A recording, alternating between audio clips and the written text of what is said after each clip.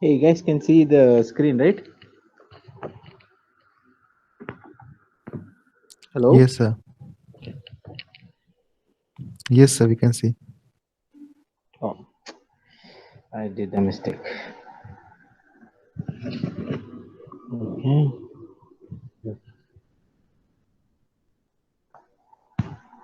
Okay, so let's get started.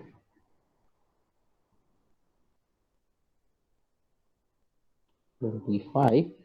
So let me start with a quick recap of what we did in the last class. So one of the things that we looked at towards the end was this.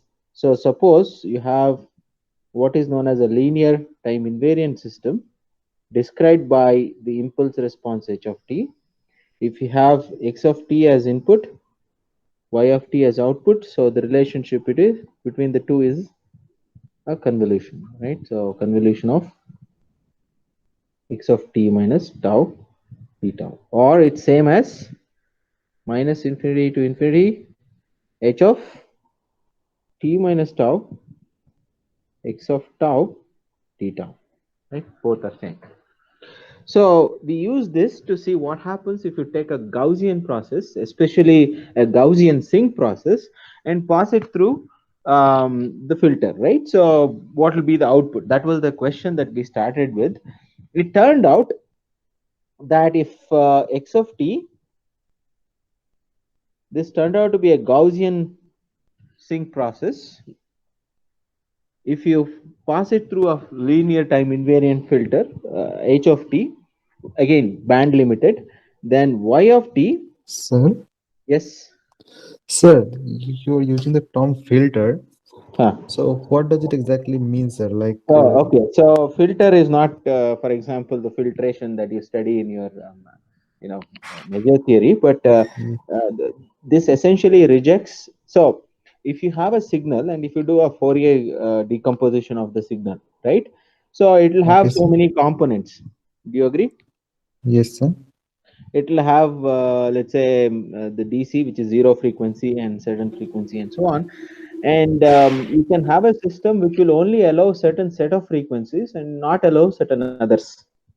That's called a Oh, filter. Okay, okay, sir. right? Yeah. Mm. So if you look at the Fourier transform, for example, h of f, so this will be, for example, 1 whenever f is between, let's say, minus b and b, 0 otherwise. This is a filter. It allows only if the frequency component is between minus b and b. Otherwise, if you send a signal with very high frequency, it won't allow it. Mm. Okay, it will reject Okay, it. sir. So y of t turned out to be a Gaussian process, right? That's what we saw.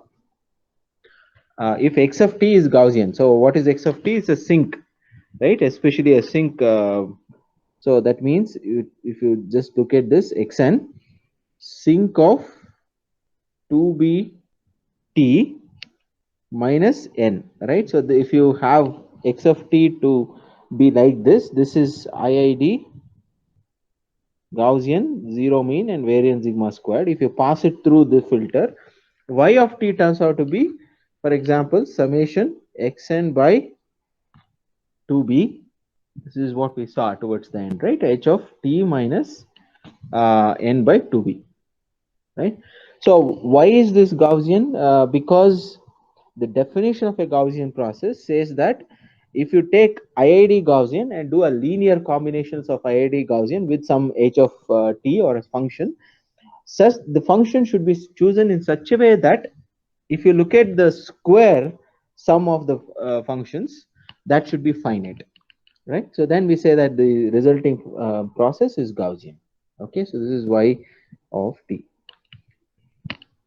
Okay, this is where we stopped, and we wanted to look at various properties or characteristics of this output. So that's what we will do now. Okay, so if the output is Gaussian, the first question that we will ask is what is the expected value, right? So what will be the expected value of y of t? Zero. Why? Can somebody Zero, tell sir, me why? because Expectation is each xn linear are and the expected zero value mean. of xn is zero, and therefore this is zero, right? So no problem. So since it's Gaussian, what else do you need in order to describe the whole process? You need The covariance, right? So the covariance of y at 2 points, let's say t and u. So what is this? This is the expected value of y of XT t and and XU. y of u, right? Y No, no, of U. not x, right? Yeah, yeah, Expected Y. of y of, I'll use capital letters, okay, for output y. So although I have used the small letters here, I'll use capital letters from now on. Okay, y of t times y of U. u. Do you agree? Right? So this Yes, is sir. the expectation. So now it's basically computation, right? So what is y of t? Y of t Summation is of not summation, right? So it's integral. I can write it in terms of integrals. Of course, you can also look at it in terms of the summation, y of so summation over all n xn by 2b and so on. But let's look at it in terms of this thing. Okay, fine. sir. Integration we use for the continuous Okay, system, no, sir. yes, this is definitely continuous. So before that, let's make the treatment a little general. Okay, so what I'm going to Okay, sir. do is I'll assume that this x of t is some summation over all n xn. Okay, so phi n of t. Okay, so this phi n of t, t or n belonging to z, this is orthonormal. Need not be sync, but it can be anything. So let's keep the treatment very general. Okay, is that fine? So if I do this, Yes. what is y of t? So I cannot basically write the expression that we derived in the last class. That is summation over all n xn by 2b h of t minus n by 2b. That assumes that the orthonormal functions are sinc functions, right? You have to choose sinc functions. Then that is true. So now let's see what will be the output. Output will be x of t minus tau h of tau d tau. This is what will be the other integral y of u. This is x of u minus, let's say, s h of s ds. Is this fine? Hmm? So Yes, let's sir. exchange the integral. So essentially, I can write it as double integral x of t minus tau x of u minus s h of tau h of s ds d tau. Right? If I assume that I can pull the integration, the expectation inside the integral, so this will be two integrals minus infinity to infinity, right? So expected value of t minus tau and x of u minus s is nothing but the covariance of x at two different points, right? So t minus tau and u minus s. Okay, and you have h of tau, h of s, d tau ds. Well, again, I'm assuming that I can interchange the expectation and integral, this particular integral. Again, it's question of whether you can exchange two integrals, right? So what is the answer, Sumit? Do you know when can you exchange two integrals? Yes, sir. It is possible just by DCT theorem, sir. If we can find some upper bound for this function, then we can integrate, sir. Yes, so we can look at it as integral as some sort of a limit of sum, and then it again boils down to the question of whether you can interchange the two limits, right? Yes, sir. Yeah. Okay. So again, so what can you say about this thing, right? So k of kx of t minus tau u minus s. So if you make certain assumptions, right? So this is true regardless of what x is. Okay, x can be any general Gaussian process. But if x turns out to be, oh well, it need not even be Gaussian. So I have never assumed that this is Gaussian or anything, right? So this is just regardless of the process, as long as I can rate it as xn times phi n of t. That's all. In fact, I have not even used the fact that x of t can be written as xn times phi n of t. Okay, so it's any general process, not necessarily Whiteson stationary or stationary. Okay, so I think I missed the. I think I didn't describe what White's and stationary process is, right? Did I do that or no? Hmm? No, sir. No, sir. So, what is the property of a Gaussian process? So, it turned out to be a Gaussian stationary process. It turned out to be so. Of course, the mean is expected value of x of t is x of expected value of x of 0, and the covariance depends only on the difference, not on the two time instances, right? That is what. So if you say that a Gaussian process is stationary, that's what it means, right? It's an implication. That's what we saw. But for a general process, that is not true. Meaning, if I take a process x of t and I say that the mean of x of t is same as mean of x of 0, and the covariance depends only on the difference, then it doesn't imply that it's stationary. Okay, it implies stationarity only for Gaussian processes. But if you take any general process and assume that the expected value of x of t is same as expected value of x of 0, and the covariance evaluated at, for example, t and t plus u, it depends only on u, the difference, right? Then we say that the process is White's and stationary. So if it is Gaussian, then it is definitely stationary. Okay. So assume x of t is wide sense stationary. Okay, this is what I'm going to use. So what is that? That is expected value of x of t is expected value of x of 0. Okay, and what else do you need here? And you need the covariance of x evaluated at t and t plus u. This is same as the 0 and u, the difference. Okay, then we say that it's a White's and stationary. Okay, so if it is White's and stationary, and if you look at this, right, so kx of t minus tau u minus s is basically what? It's kx. I'll drop this 0. Okay, when I write this, it will be the difference. So what will be the difference? T minus tau, right? So t minus tau or minus u minus tau plus s. Okay, so just the difference of the two, right? So I'll substitute that in the expression. Okay, what I'm going to do is, okay, so let me write that. So this is equal to minus infinity to infinity. So kx of t minus u minus tau plus s, and then I have h of tau, h of s, d tau ds. Is that fine?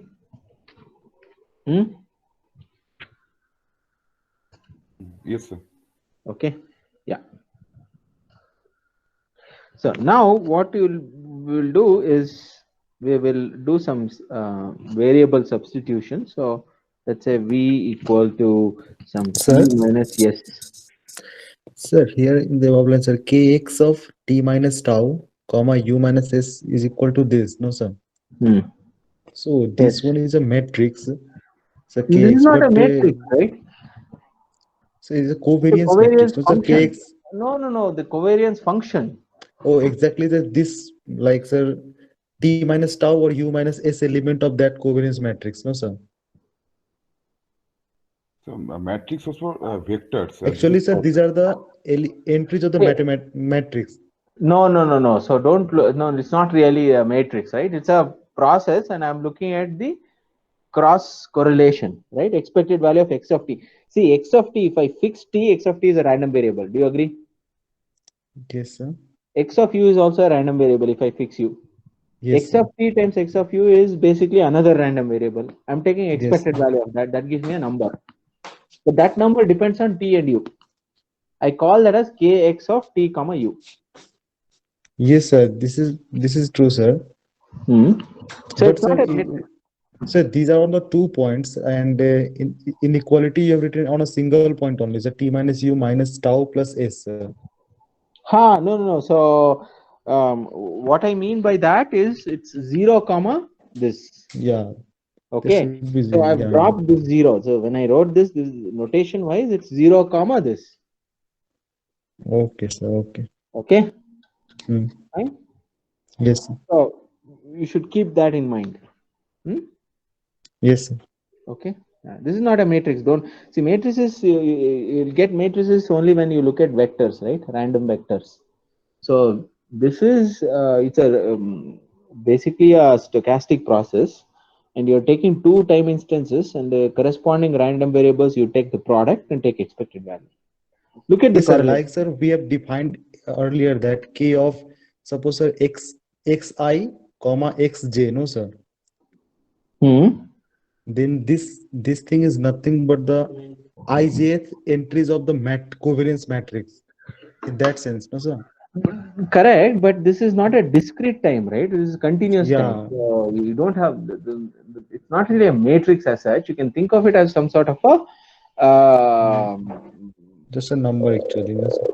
no. To be very precise, you can look at it as some sort of a functional. So essentially, if you fix one, let's Hmm. say if you have kx of t comma u, you fix one, the other one will map the for example the function Hmm. to you can think of it as some sort of a kernel. Okay, so if you fix this t minus Hmm. tau, right, so it takes this h of tau h of s into a number or a function of u minus s. Well, um, how do I put it? So So basically, it is a function, just no, sir. yeah, it's a function Some basically. r to 2 RD. Yes. Okay, sir. Okay. Okay. So okay. So let's look at minus. So let's substitute this. So what do you get? So this is kx of t minus u is v, right? Minus tau plus s, h of tau, h of s. Okay. D tau ds. Do you agree? Fine. Hmm? Yes, sir. Okay. Now, what I'm going to do is I'm going to rewrite just to interpret in an appropriate fashion. So what I will do is I'll rewrite this. So I'll take this integral. Okay. So for example, it's with respect to s. Okay. This integral is with respect to s. H of s. Okay. I'll split this. So the inner integral will be with respect to tau. Okay. So kx v minus tau plus s h of tau d tau. Okay, and ds. So what can you say about the inner integral? So it will be of the after integration only s variable will be there. Hmm? No, that is okay, but what can Okay. you say about this integral? It's some convolution type of Convolution of what? ht and kx v plus s. Yeah, so I'll write it as the convolution of h and kx. But see, you have h of tau, h of minus tau, but v plus s is where you evaluate, right? So it's evaluated at v plus s. So typically you'll have x of t minus tau, h of tau, d tau. T is basically v plus s here, right? So it's evaluated at v plus s. Is that fine? Is that fine? Hmm? Yes, sir. Yes, sir. Okay, now I'll call this as k.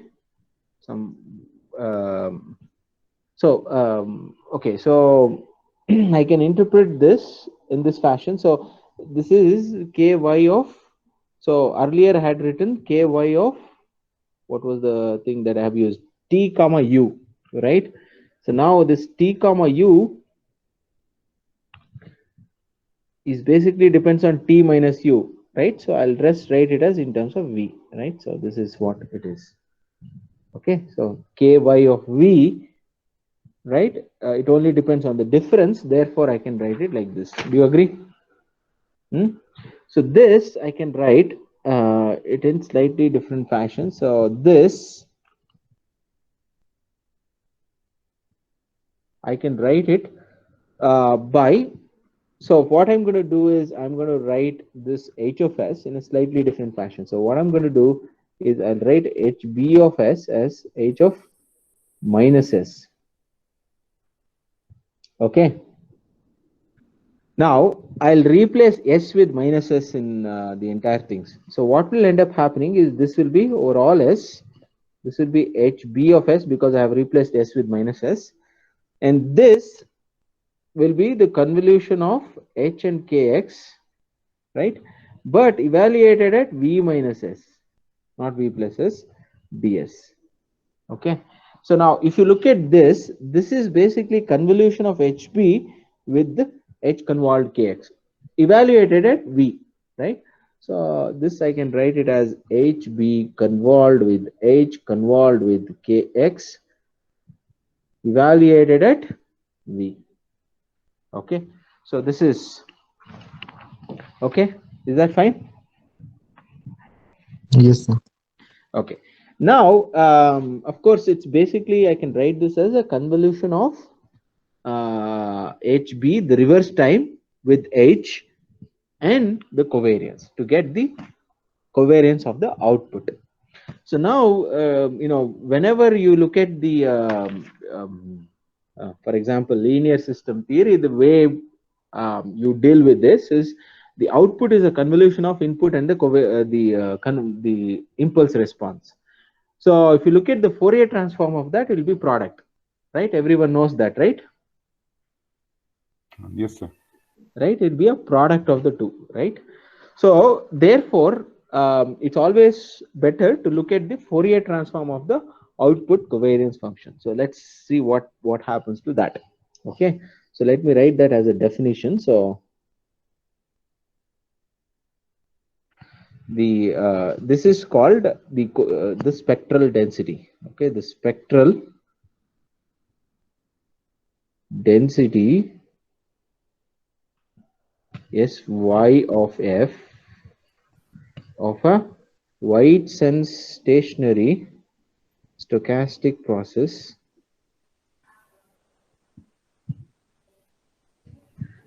let's say y of t belonging to R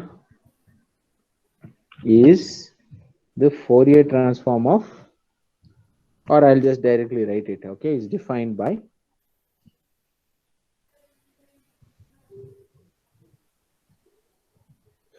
so Sy of f, that is the Fourier transform of ky of t e power minus j 2 pi f t dt. So this is the Fourier transform. Hello, sir. Yes.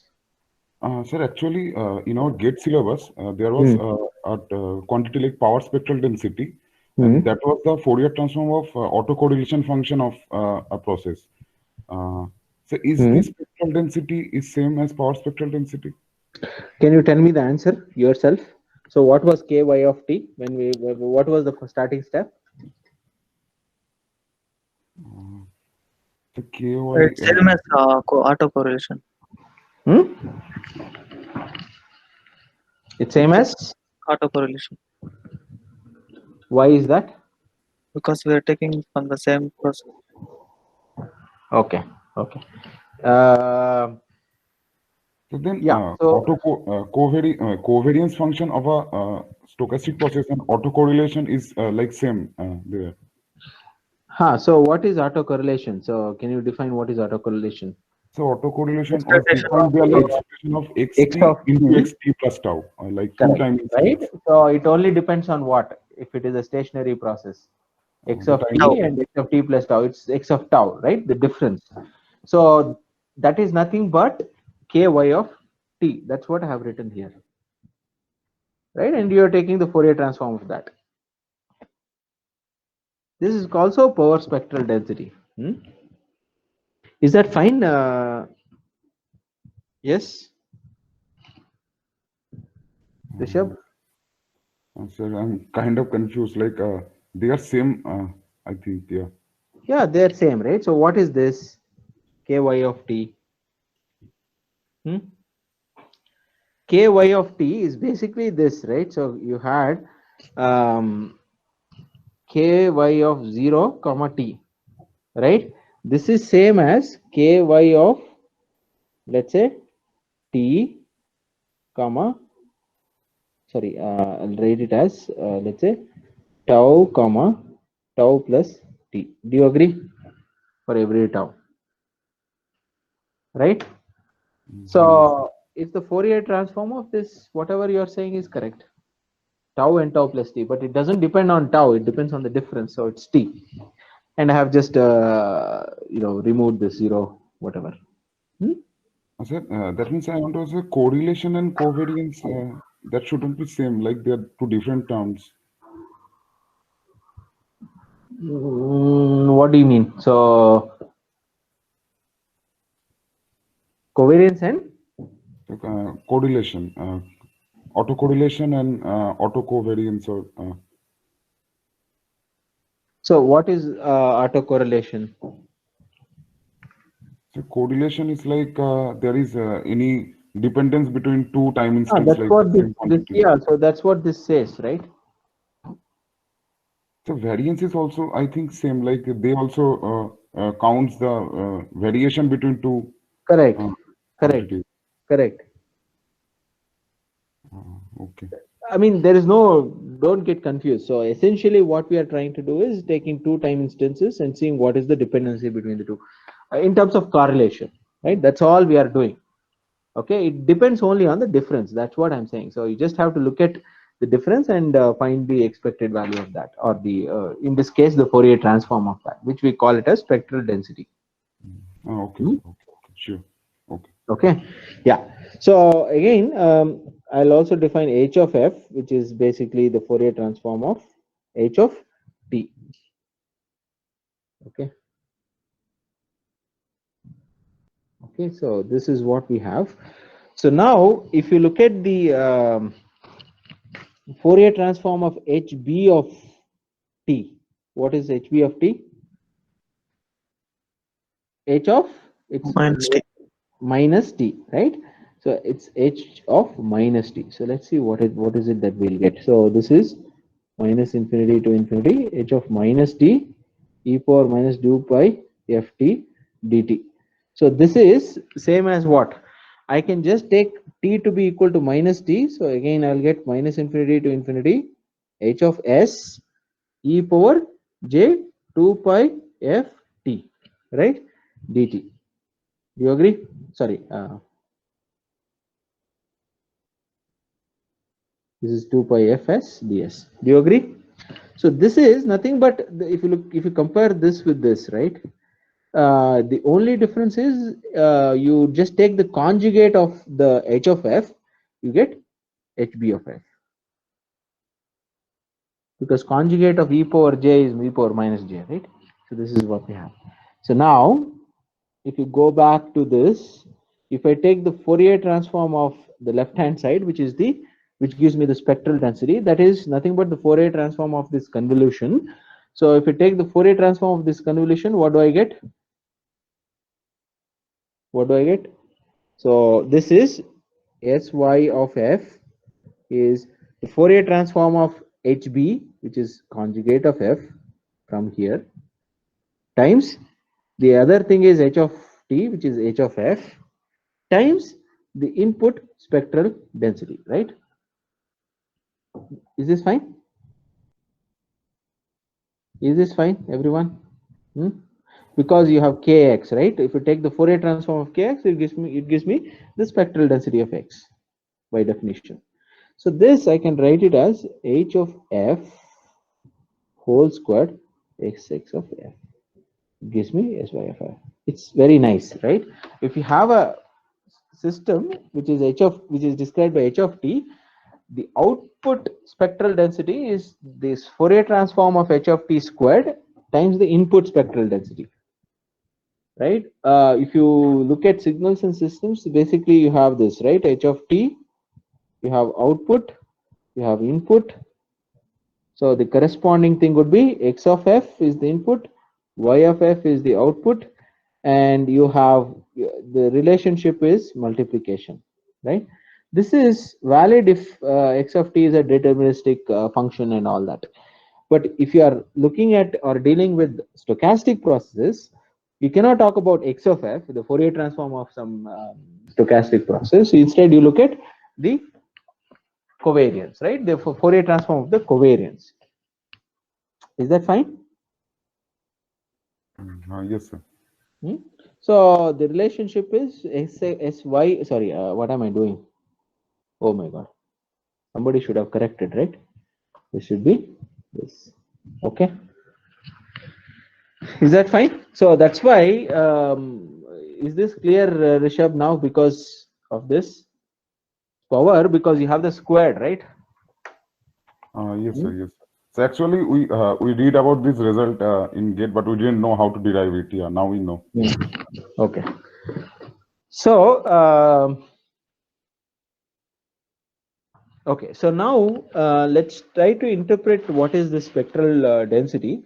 So suppose I have let's say white sense stationary process x of t. So x of t is white sense stationary, and it has the corresponding spectral density, which is Sx of f. Okay. So what can you say about Sx of f? It has to be real and all that, right? And symmetric around 0, and so on, right? So why is it real? So this is basically what this is: integral of kx of t e power minus j2 pi ft dt, right? So why is Sx of f real?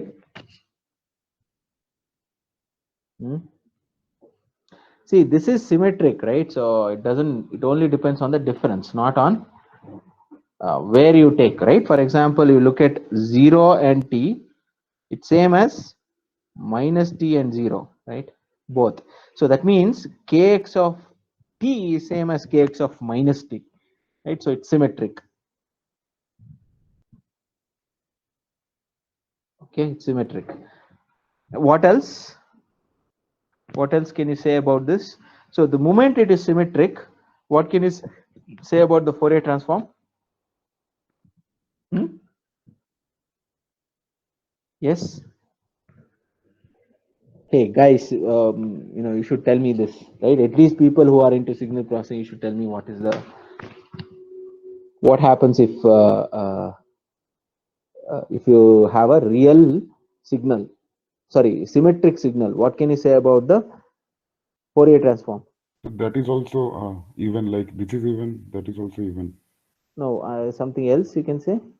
Real and even, then it's also real and even. Let's look at the conjugate of this. What will be the conjugate? J2 pi ft dt. Okay.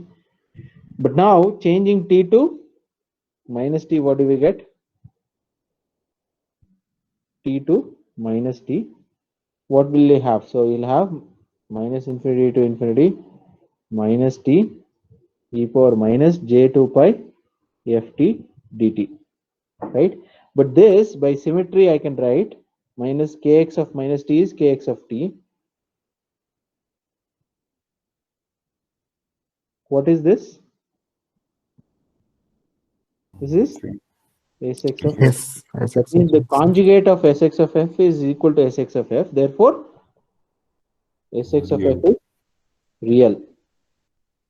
Okay, these are simple stuff. So basically, Sx of f is real, and kx of t is, because kx of t is symmetric.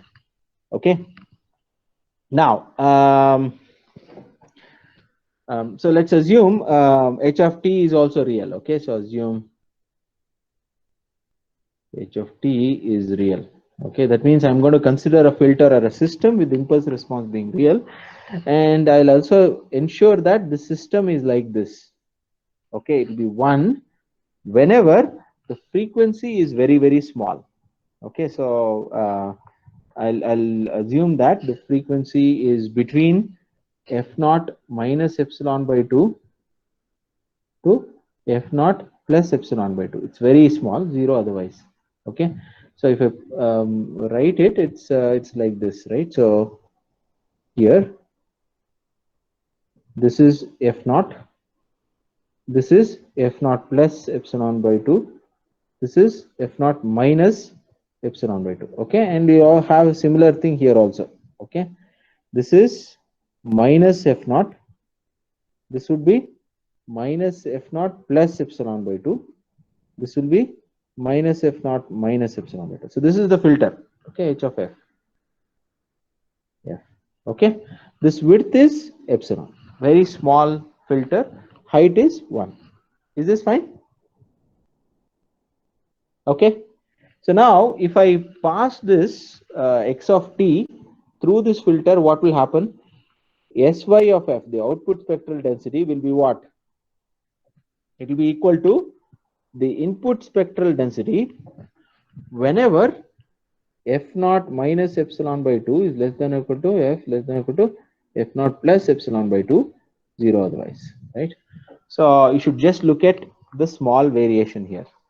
Okay, is that fine? Now let's look at the output power. So what is the output power? Okay, so I think at this point I need to pause a moment because for those guys, so I think Nitesh is in computer science, right? Are you there? Nitesh is not there. Okay. What about Sumit? Are you following this or no? So this output power, actually terms are not Okay, so familiar okay, with me, sir. don't worry. See, the output power is essentially the square of the input or the square of the signal or x of t expected value. Okay, so output power of the filter, output, or rather out, I'll just say I'll call it as output power. Okay, so this is nothing but you take y of t and square it.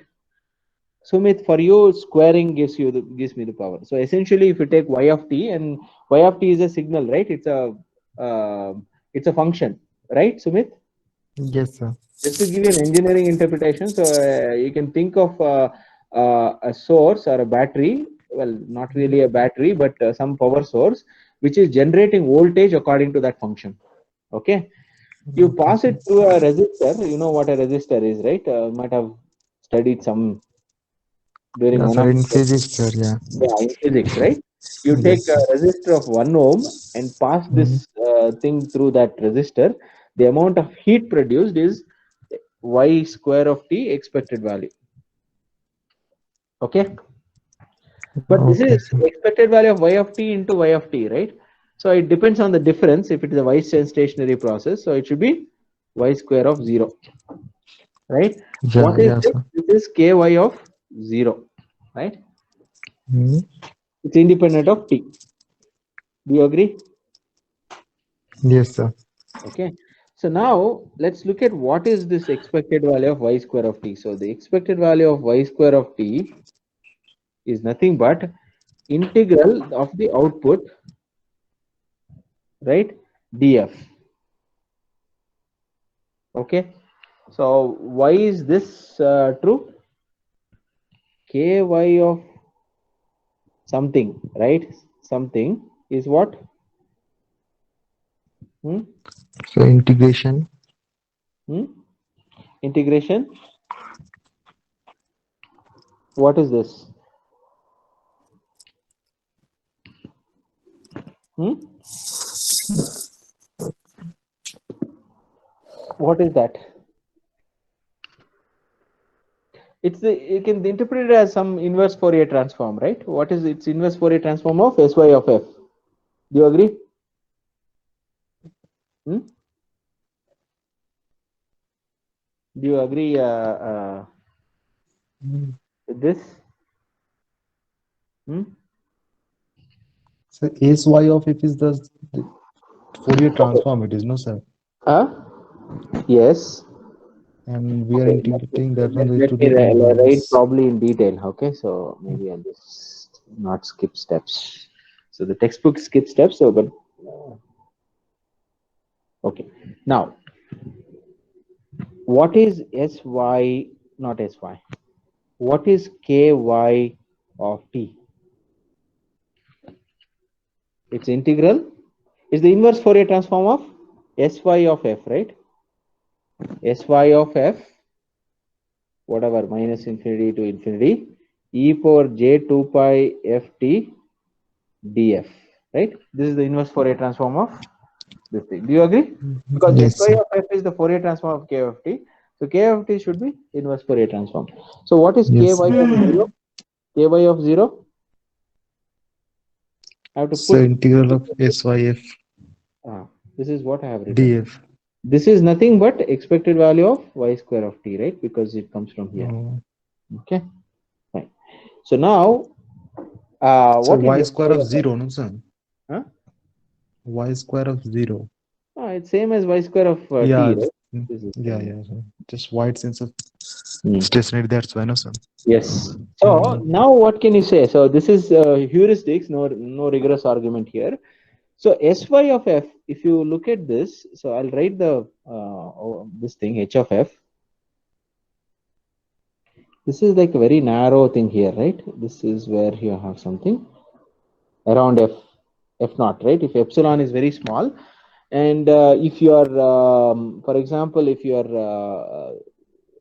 signal sx of, if you look at xx of f, it's something like this, for example, then only this part, right? So somewhere here, right? So this part, not this, take a different color. So this part, right? This part here and this part here will pass through. Everything else will be zero because you're multiplying h squared of f by, this is sx of f. Okay, you're multiplying sx of f with this. So what do I get?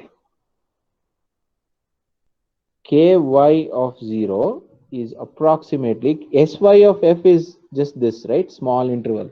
So that will have an energy of 1, right? H squared of f is what? So I can write this as minus, I'll write this again. Sy of f is what? Sy of f is mod h of f whole squared sx of f df. Do you agree? Because that comes Yes, from sir. this thing somewhere here, right? So we wrote, no, where did I write this? Long, oh, much before. Yeah, Yeah, this one. it's here, right? Hmm. So I can just use that, right? But then h squared of f is what? This is around f naught, right? So this is what? This is minus f naught, and this is f naught. Okay, and each one has epsilon width, right? This will have epsilon width, and this will also have epsilon width. So h of f is 1 anyway, the amplitude is 1. So sx of f will be same as this. It's around f naught, so this is approximately what? So I can just write this as equality. This is approximately sx of f naught, because around this small interval sx of f is approximately sx of f naught. Okay, if epsilon is very small, and I'm integrating this around this region, which is basically 2 epsilon, right? Epsilon on the here and epsilon here, 2 epsilon. Do you agree?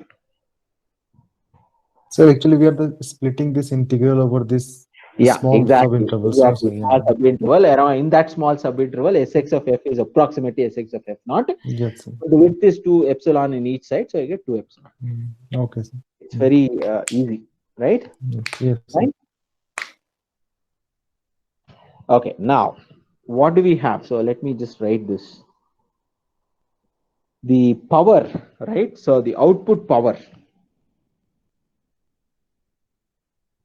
is approximately 2 epsilon divided by sx of f naught. So what can I say about sx of f naught? Input power, this power spectral density of the input, is basically the output power, right? Divided by the small frequency range, right? Or that is 2 epsilon. Okay. So this is approximately output power divided by 2 epsilon. 2 epsilon. Right? So 2 epsilon is nothing but width of the frequency, right? So it's per unit frequency, per small width, what is the power, right? That's what we have. Do you agree? See, if you look at the filter, it is 1. That means it will allow Sx of f or the input signal as is, right? So that means in that small bin, Sx of f itself looks like the power in that small bin divided by the width of the frequency band. So that's why this can be interpreted as power per unit frequency, right? So this is power per unit frequency. Okay, so the moment you say that this is power per unit density or unit frequency, what do you mean by that? It means it's density, right? Some sort of a density. It's also called spectral density. And Rishabh, if you are not happy with that, it's also called power spectral density. Might have seen this, right? Yes, sir. Yes, sir. Okay. Yes. This is the interpretation. Okay. What do you mean by white Gaussian now? So can somebody tell me what is white Gaussian based on this? The power spectral density is flat, like same for all frequencies. See, if you say power spectral density is flat for every frequency, then if you look at the variance of the noise or the variance of the noise, it will be infinity, right? The power will be infinity. You cannot. So what you are essentially saying is it's like you have power in all frequencies, right? That results in infinite power and infinite variance. Therefore, whenever you say it's power spectral density, it's white Gaussian, it essentially means that when you pass it through a filter of bandwidth W or B, then within that bandwidth, the frequency is flat. Okay, then we say that the noise is white Gaussian. Okay, so power spectral density is, I'll just say this, power spectral density is flat over a finite region of a finite set of band of frequencies of interest. Let me put it like that. So wherever I am interested, there the spectral density is flat. Then we will approximate it by white Gaussian. Okay, is that okay? Any questions? So that means it has all frequencies. That means it has all colors, right? Frequencies, you can map it to colors if you are looking at a light or some visible spectrum, right? Or whatever, the electromagnetic spectrum. So if it has all frequencies, what does it result in? Which color? White color. White. So that's why it's called white, white Gaussian. Okay, it has all frequencies. It's flat. Okay, so there that means any frequency is not compensated. Like every frequency has the same output, that type of thing, right? yeah, it has the same amplitude, power spectral density. Yeah. Okay, but you should be careful. So if you say that it has all frequencies, then as I said, the expected value of W square of t will be infinity. The variance of Wt will be infinity. So you should interpret it appropriately, meaning if I take a small band of interest, in that small band of interest, if the frequency is flat, then we say that it is white Gaussian. For example, I can give you an example. Okay, if you have if you look at your receiver, right, at the front end you will have filters. For example, if your communication bandwidth is 10 megahertz, then you'll have a frequency, the filter of, let's say, 15 megahertz. Okay, just to reject all the unnecessary noise. Not 15, maybe around 12 or 13, 12 megahertz or 10 plus megahertz, right? So within that 10 megahertz, if the power spectral density is flat, I'll assume that the noise is white Gaussian noise. So the moment I say white Gaussian, that means you should also have something as color noise, right? So what do you mean by color noise? Can somebody define what color noise is? How do you change the definition of white Gaussian here? You change flat to non-flat. That's all. So okay, so let me write this. This is your frequency of interest. So for So will example, that follow any trend, specific trend, or random, any fluctuation? hmm? So for No, if color, you look at this power spectral density, okay, this is how it looks like. This is white Gaussian, okay, white. Okay. On the other hand, if you look at, for example, this is your power spectral density. This is called colored Gaussian. Well, whenever I say Gaussian, it means it should be a Gaussian process. Okay, nice. Is that fine? Okay.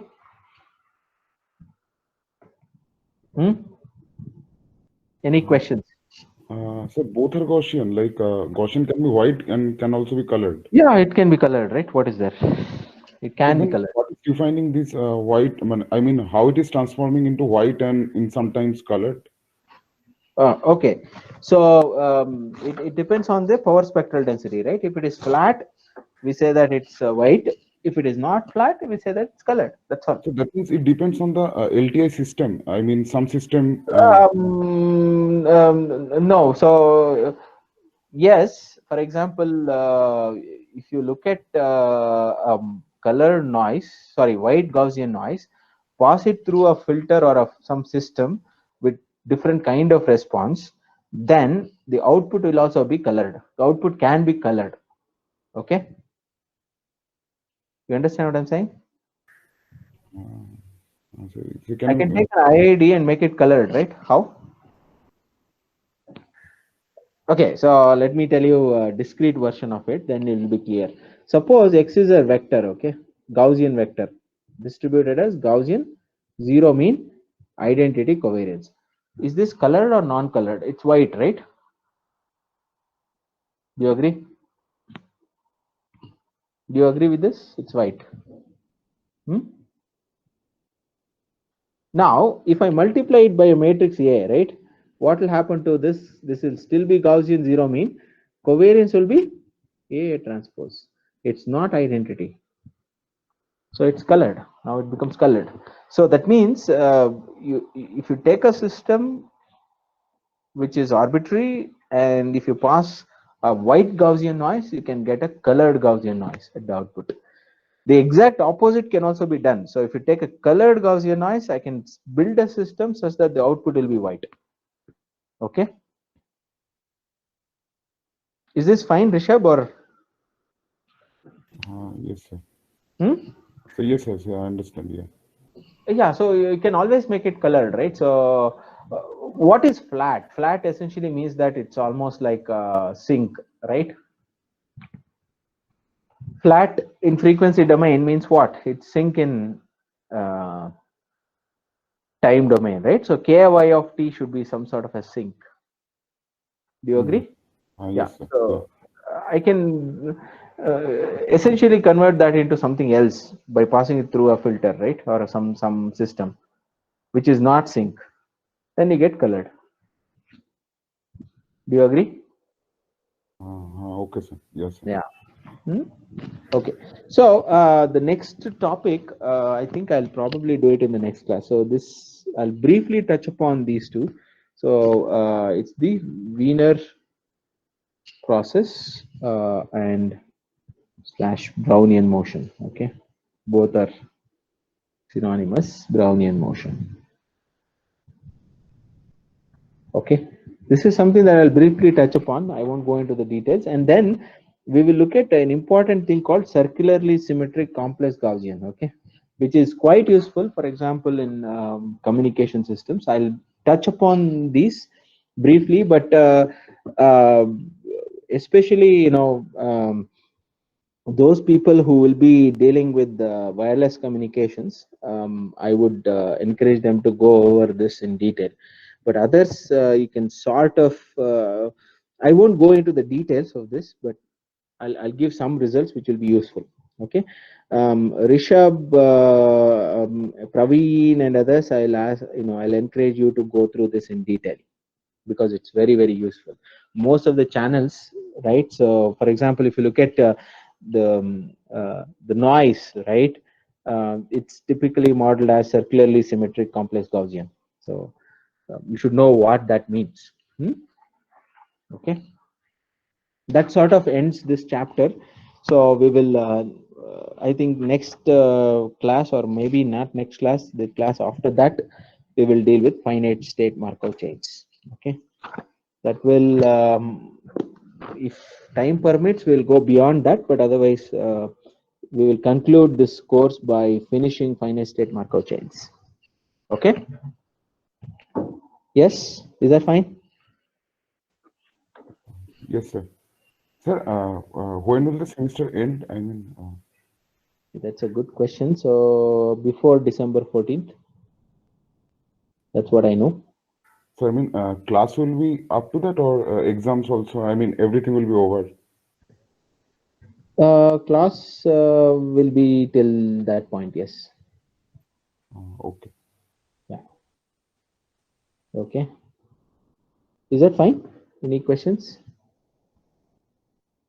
I lost the.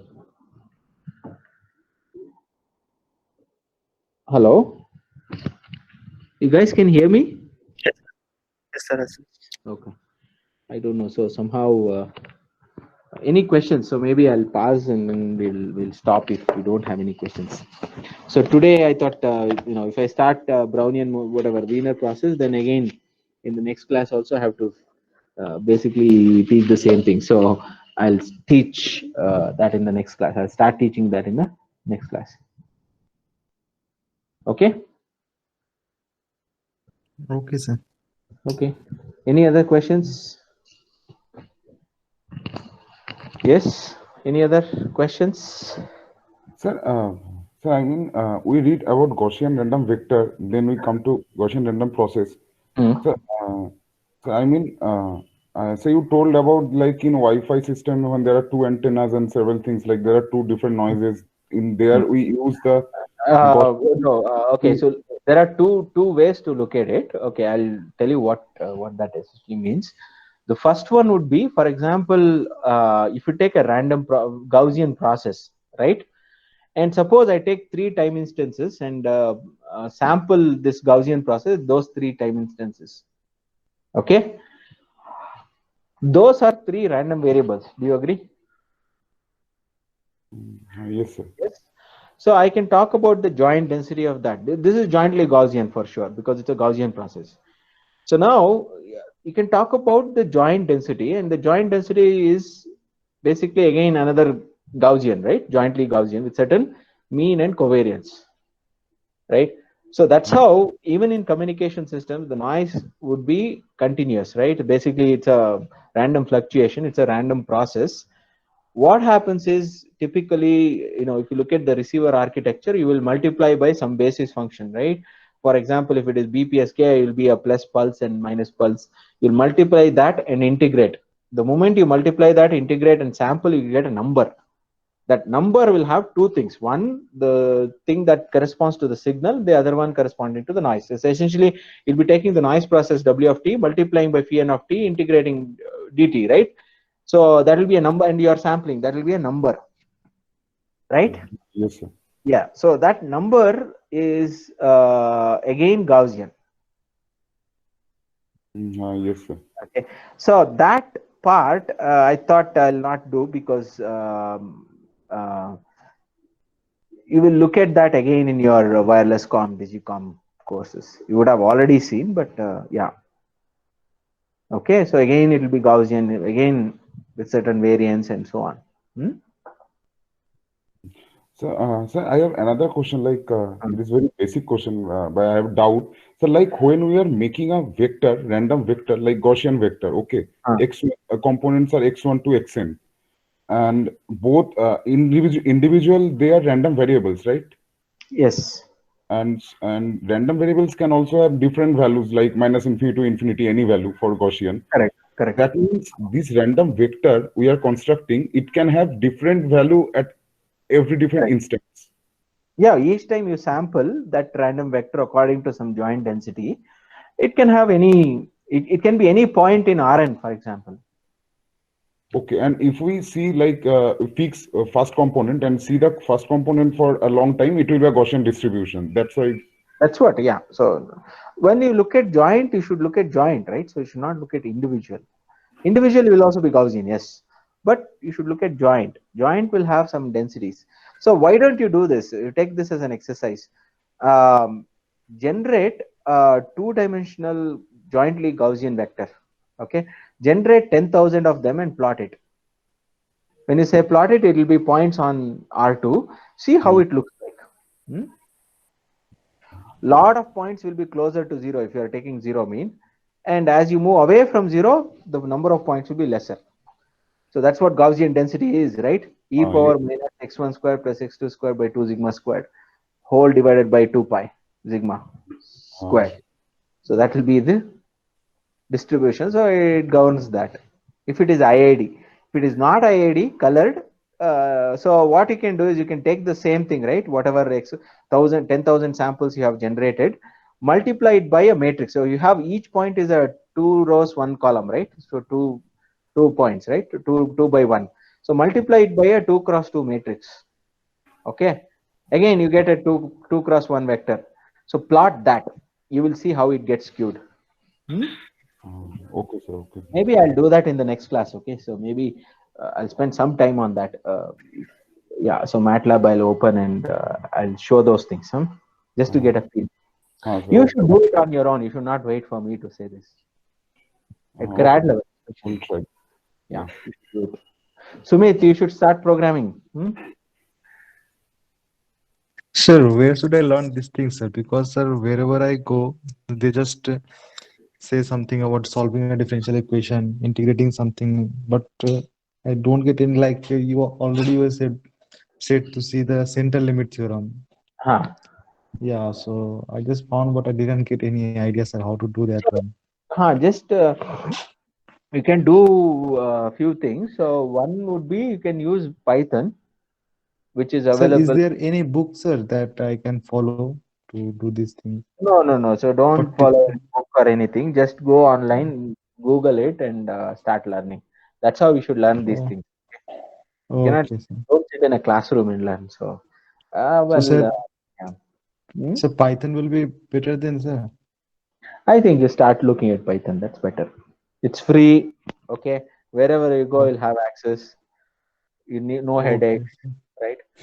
Whereas, and the community is huge around the world. Everyone sort of uses that now, right? Okay. MATLAB is the next thing. It's easy to use all that, but again, it's not free. You have to have access. A lot of headaches. Yes. Unless you absolutely need MATLAB, then I would say Python. Okay, sir. Why don't you think up with Shruti or Savan? Okay, ask them to give an introduction to whatever, quick introduction to these things. So they will help you. Okay, sir. Then I will, sir. Talk to people. Don't hesitate. It applies to everyone. Okay. So you can talk to Savan. Savan is officially a TA for this course. You can talk to him. He will guide you through that. Okay. Okay. Yeah. I don't know where should I stop this thing. It says you lost connection, but I have not lost the connection. Okay, so ask to join now.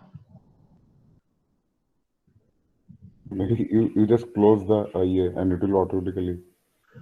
I don't know. Okay, so then we'll stop here. We'll meet in the next class. Okay. Okay, sir. Thank you, sir.